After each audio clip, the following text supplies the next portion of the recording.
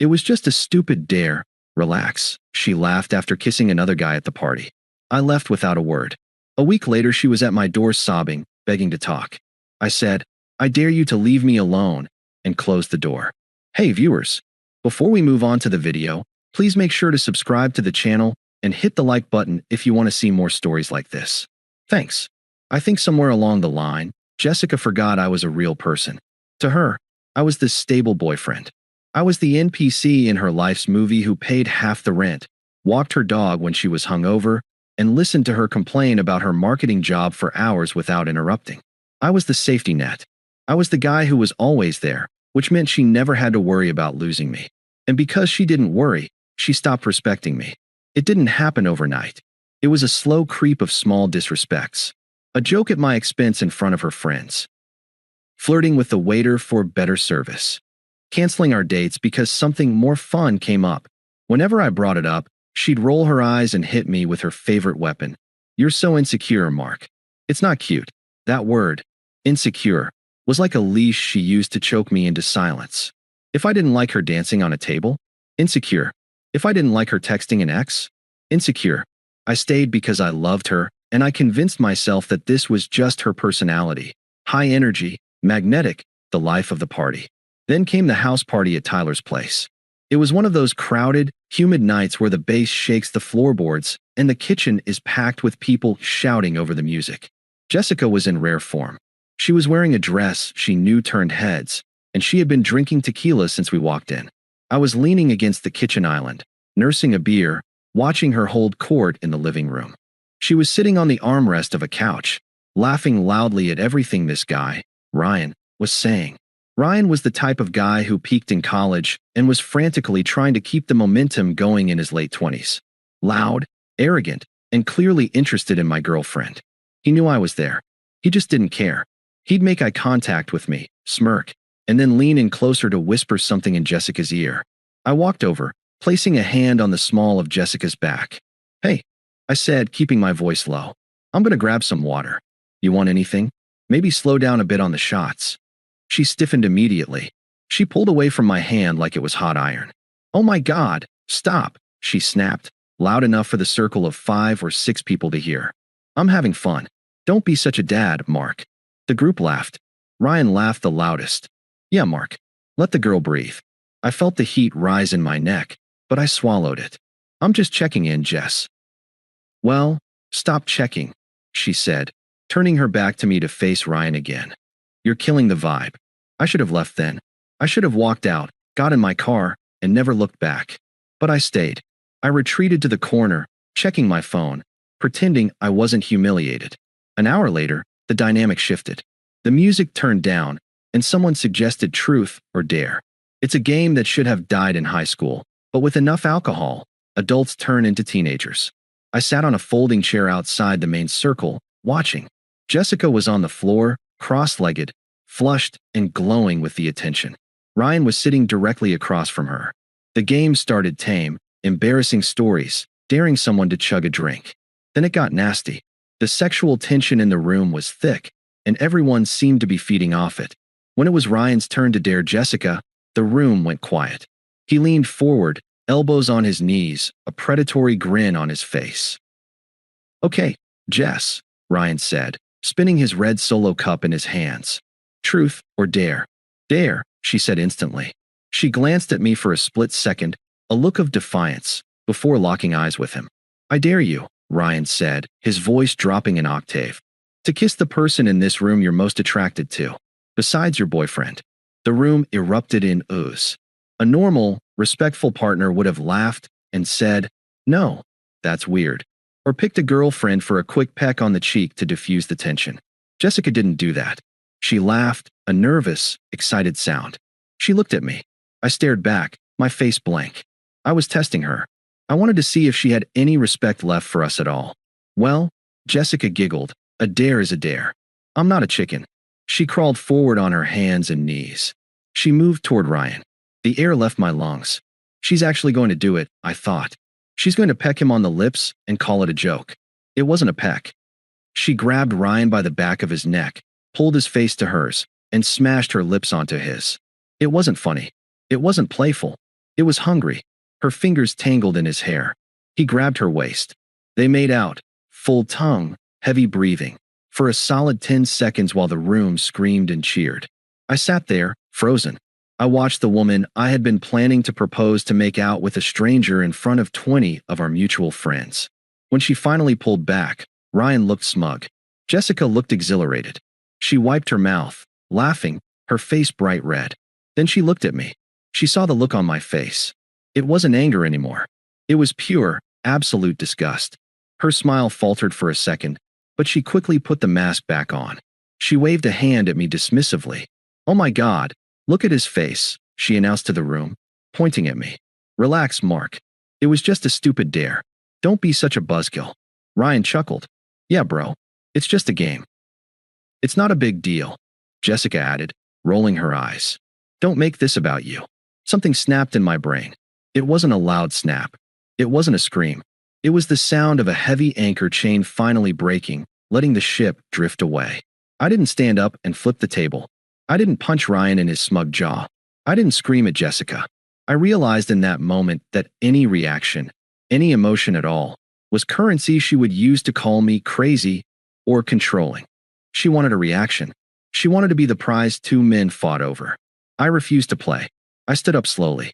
The room was still buzzing, people whispering and giggling, waiting for the drama. Jessica was watching me, her chin tilted up, daring me to make a scene. I looked at her. I didn't look at Ryan. Just her. I looked at her like she was a stranger I had accidentally made eye contact with on the subway. No love. No hate. Just nothing. Then, I turned around and walked toward the front door. "Mark," Jessica called out. Her voice had a sharp, annoyed edge. "Where are you going? Don't be dramatic." I kept walking. I opened the front door and stepped out into the cool night air. The silence outside was shocking compared to the noise inside. "Mark," she yelled again, louder this time. I heard footsteps behind me, but I didn't stop. I walked to my car, unlocked it, and got in. My phone buzzed as I turned the ignition. A text from Jessica. "Jessica, 11:42 p.m. Are you seriously leaving? You are embarrassing me." It was a game. I didn't reply. I threw the phone onto the passenger seat and drove. We lived together. It was technically my apartment. I was on the lease. She just transferred me rent money whenever she remembered, but her stuff was everywhere. I pulled up to our building. The clock on the dashboard read 11:55 p.m. I knew her habits. She wouldn't leave the party yet. She was too proud. If she left now, she'd look like she was chasing me, and Jessica didn't chase.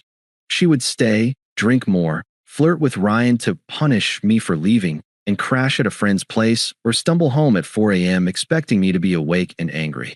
She expected a fight. She expected me to demand an apology so she could withhold it. I walked into the apartment. It smelled like her vanilla candles. It felt like a tomb. I went to the bedroom and pulled my two large suitcases from the closet. I didn't pack emotionally. I packed strategically. Clothes, laptop, important documents, the watch my grandfather gave me, the external hard drive with all my work. I moved with the efficiency of a soldier breaking camp. I didn't smash her pictures. I didn't cut up her clothes. I simply removed myself from the equation. I cleared out the bathroom cabinet, leaving her clutter of makeup and creams behind. I took my pillows. By 12:45 a.m., the car was loaded. I did one last sweep of the apartment. I took the spare key off the hook by the door. I left my key on the kitchen counter, right next to the framed photo of us from Hawaii. I looked at that photo. We looked happy. I remembered that trip. I paid for it. I planned it. And she spent the whole week on her phone posting stories to make her friends jealous. I realized I hadn't been dating a partner. I had been funding an audience member. My phone buzzed again. "Jessica, 12:50 a.m. Ryan is offering to drive me home since my boyfriend is a child. Don't wait up." Manipulation. She wanted me to panic.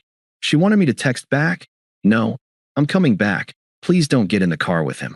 I looked at the text and felt relief. I opened the settings on my phone. Block contact, Jessica. Then I went to Instagram. Block user. Facebook. Snapchat. LinkedIn. Block. Block. Block. I drove to a 24-hour motel on the edge of town. It wasn't glamorous, but it was quiet. I sat on the edge of the stiff bed, staring at the wall. I expected to cry. I expected to feel heartbroken. And I did, in a deep, dull way. But mostly, I felt like I had just walked out of a burning building. I coughed the smoke out of my lungs and took a deep breath of clean air.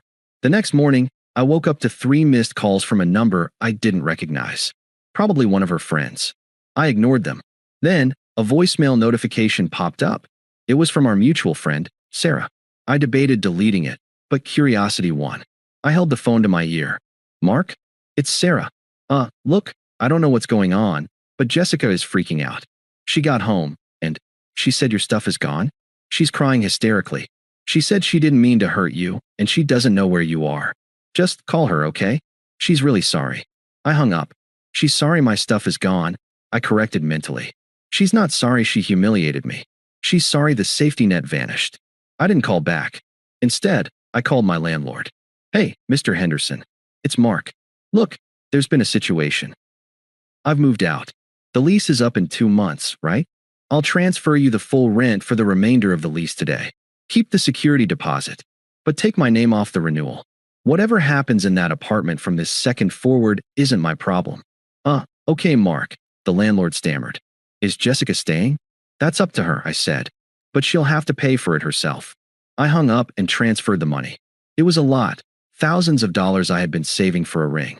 But paying for my freedom was the best investment I could ever make. I was technically homeless, single, and starting over. But as I sat in that diner eating cheap eggs and toast, I realized something important. I had won the game.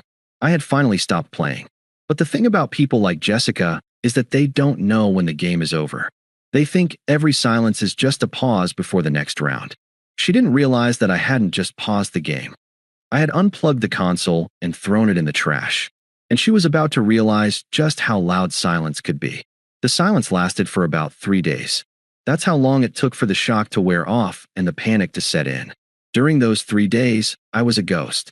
I went to work, I went to the gym, and I went back to the motel. I didn't post on social media. I didn't check her stories. I didn't ask about her.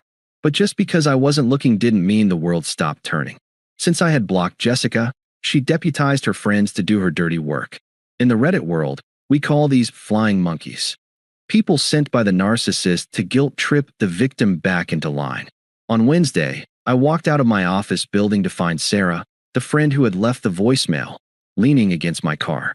We need to talk, she said, crossing her arms. I have nothing to say, Sarah. I unlocked my car door. You can't just abandon her, Mark. She's a mess. She hasn't eaten in 2 days. She's scared. I stopped and looked at Sarah over the roof of my car. Scared of what? The consequences of her own actions. It was one kiss, Sarah shouted, attracting stares from people walking by. One drunken, stupid kiss. And you left her with the rent. You cleared out the bank account. I took my half of the savings, I corrected calmly. And I paid the rent for the rest of the lease. She has a roof over her head for free for 2 months. Most guys would have left her with the bill. If she can't figure out her life in 60 days, that's not my problem. But she loves you. No, she doesn't, I said. She loves that I pay the bills and fix her car. She loves that I'm safe. But she doesn't respect me. And Sarah, if you were a real friend to her, you'd tell her to grow up instead of coming here to harass me. I got in the car and drove off. Later that night, I got the full story from Tyler, the guy who hosted the party. He was one of the few friends who actually had a moral compass. We met for a beer, and he looked uncomfortable. You did the right thing, man, Tyler said, shaking his head. I thought you should know about Ryan. I took a sip of my drink. What about him? He didn't go home with her that night, Tyler said. After you left, Jessica was kind of waiting for him to make a move. She thought they were going to leave together. Ryan laughed in her face. He told her, I don't do drama, and you look like a lot of drama right now. Then he left with some girl from marketing. I felt a cold, dark satisfaction settle in my chest. So, I said, she torched her 3-year relationship for a guy who rejected her 5 minutes later. Yep, Tyler said. And everyone saw it. She's humiliated, Mark. That's why she's spiraling. It's not just that she lost you. It's that she lost you for nothing. She had gambled everything on a pair of twos, and the house had taken it all. On Saturday morning, exactly 1 week after the party, the knocking started. I was staying at a short-term rental apartment I'd found on Airbnb, a quiet studio across town. I hadn't told anyone the address except my parents. But Jessica is persistent when she's desperate. She must have gone to my parents' house and cried until my mom, who has a soft heart, gave up the location. I looked through the peephole. It was her. But it wasn't the Jessica from the party. The glowing, arrogant girl in the red dress was gone. In her place was a woman who looked like she hadn't slept in a week. She was wearing one of my old, oversized hoodies, a calculated move to trigger my nostalgia, and her hair was pulled back in a messy bun. Her eyes were puffy and red. She knocked again, softer this time. "Mark? I know you're in there. Please." I debated not opening it. I could have called the police. I could have put headphones on. But I knew that unless I killed this hope directly, she would haunt me for months. She needed to hear it from me. I unlocked the deadbolt and opened the door. She gasped when she saw me. I looked rested. I was dressed in fresh clothes. I looked like a man who was moving forward. "Mark," she breathed, reaching out to touch my arm. I took a subtle step back, out of her reach. "What do you want, Jessica?" She flinched at the coldness in my voice. Tears instantly welled up in her eyes. I just wanted to see you. I've been calling and texting. You block me everywhere." "That's generally how breakups work," I said. "We didn't break up," she cried, her voice cracking. "You just left. You didn't even fight for us." "There was nothing to fight for," I said. "You made a choice. You chose Ryan. You chose the laugh. You chose the audience." "It was a dare," she sobbed, the tears finally spilling over. "I was drunk. I wasn't thinking. It didn't mean anything. He's gross. He means nothing to me." "I know," I said. "I know he means nothing. And I know he dumped you immediately. That's the only reason you're standing here. If he had taken you home that night, you wouldn't be knocking on my door today. You're not here because you love me, Jess.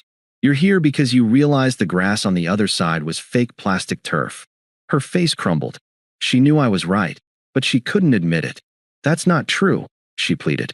"I love you. I miss us. I miss our life. I'm so sorry, Mark. Please, I'll do anything. I swear to God, I will do anything to fix this." She dropped to her knees. It was a theatrical, desperate gesture. She grabbed my hand before I could pull away, pressing her forehead against my knuckles. "Tell me what to do," she begged into my hand. "I'll quit drinking. I'll cut off all those friends. I'll give you my passwords. Test me. Punish me. Just dare me to do something. Dare me to prove I love you." I looked down at her. I felt a flicker of pity, but it was distant, like watching a character in a movie make a bad decision. I realized then that I didn't hate her. I just didn't know her. The woman on her knees wasn't my partner. She was a stranger who had mugged me for 3 years of my time. I pulled my hand from her grip gently, but firmly. "You want to dare?" I asked softly. She looked up, hope flooding her eyes.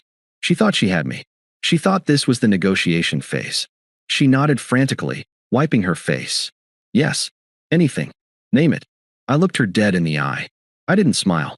I didn't frown. I just delivered the truth. "I dare you to leave me alone," I said. "Forever." The hope died in her eyes instantly, replaced by a look of pure shock. Her mouth opened, but no sound came out. "Goodbye, Jessica," I said. I stepped back and closed the door. I threw the deadbolt. Click. I heard a wail from the other side, a guttural, broken sound. Then sobbing. Then banging on the door. I walked to the kitchen, put on my noise-canceling headphones, and turned on a podcast. I poured myself a cup of coffee and watched the steam rise. After about 20 minutes, the banging stopped. 6 months have passed since that day. I didn't hear much about Jessica after that. I stuck to my guns. I kept the blocks up. I never went back to the old apartment. But small towns talk, and mutual friends talk even when you don't ask them to. From what Tyler tells me, Jessica didn't handle the fallout well. After the 2 months of prepaid rent ran out, she couldn't afford the place on her own. She had to move back in with her parents in the suburbs, a fate she always said was her worst nightmare. Apparently, the party girl reputation curdled. When you're 22, getting drunk and cheating is a mistake. When you're pushing 30, it's a red flag that scares every decent man away. She's single, and according to Tyler, she spends a lot of time posting vague, sad quotes about lost love and forgiveness on Facebook. Ryan is still Ryan, a loser drifting from bar to bar. They despise each other now. As for me, I got that promotion I was working toward. Without the emotional drain of a partner who called my ambition boring, I doubled down on my career. I used the money I saved from not buying that engagement ring to put a down payment on a small house. My house. I started dating again recently. Her name is Elena. On our second date, we went to a bar. A guy hit on her while I was in the bathroom. When I came back, she didn't laugh or flirt or try to make me jealous. She just introduced me as her boyfriend and turned back to me, completely uninterested in the validation of a stranger. It felt boring, and it was the most beautiful thing I've ever felt. Sometimes, late at night, I think about that party. I think about the moment Jessica crawled across the floor to kiss another man for a laugh. It used to make me angry. Now I'm grateful. That dare was the best thing she ever did for me. She thought she was playing a game, but she accidentally gave me the prize, my life back. She dared me to walk away. So I did, and I never stopped walking. Thanks for watching. Make sure to subscribe to the channel and hit the like button. What do you think about this story? Share it in the comments.